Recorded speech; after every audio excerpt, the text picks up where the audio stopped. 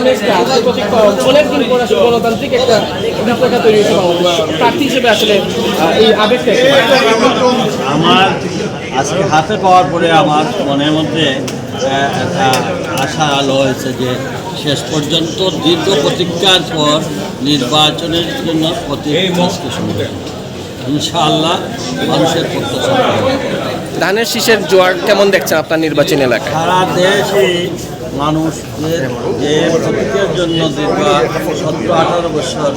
মানুষ আন্দোলন সংগ্রাম করেছে, অনেক টাকা খুন হয়েছে, মামলা মোকদ্দমা জর্জরিত হয়েছে, তাদের এবং জুলাই সদস্য যোদ্ধাতে যারা শহীদ হয়েছে, যারা বন্ধুত্বমূলক হয়েছে, তাদের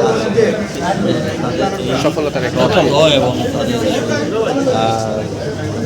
তাদের উপর যে নির্যাতন এটার আসলে থ্যাংক ইউ